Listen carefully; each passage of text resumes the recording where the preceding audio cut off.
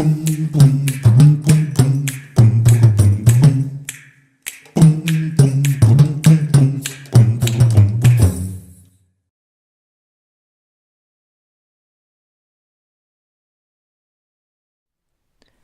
colorant est une substance chimique qui colore le milieu dans lequel il se trouve.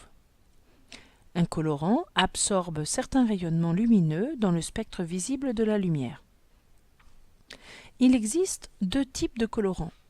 Les pigments, qui sont insolubles dans l'eau, se fixent en surface et ils sont mélangés à un liant.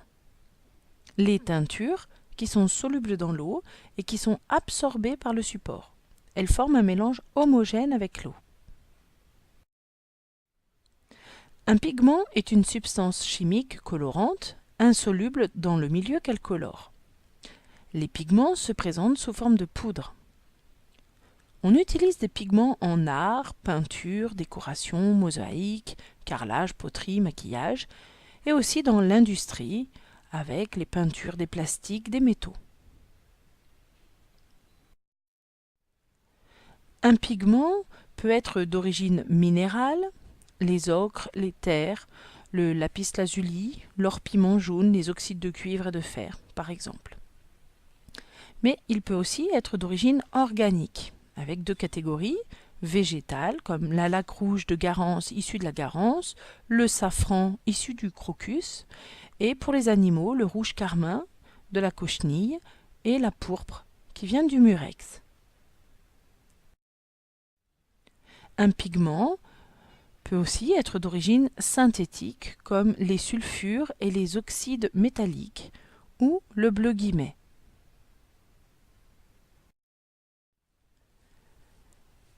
Un pigment peut être mis en suspension dans un liant liquide pour obtenir une peinture, une encre, appliquée à la surface d'un matériau comme les textiles, les cuirs, métaux, matériaux plastiques, ou incorporé dans la masse à un matériau plastique ou du plâtre par exemple.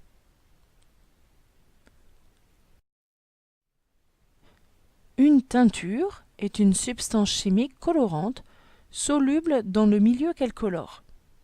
On utilise des teintures principalement pour teindre les tissus. Une teinture peut être obtenue par macération. On laisse tremper des végétaux, par exemple, dans un solvant à froid. Par infusion, on laisse tremper des végétaux dans un solvant bouillant.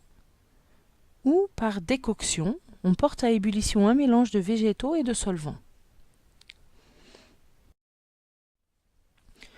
Une teinture peut être d'origine naturelle, comme le bleu pastel ou le bleu indigo, ou d'origine synthétique, comme la fuchsine et la mauvéine. Voici ce qu'il faut retenir. Il existe deux types de colorants, les pigments et les teintures. Les pigments sont insolubles dans l'eau, se fixent en surface, se présentent généralement sous forme de poudre. Les teintures sont solubles dans l'eau, sont absorbées par le support. Elles forment un mélange homogène avec l'eau.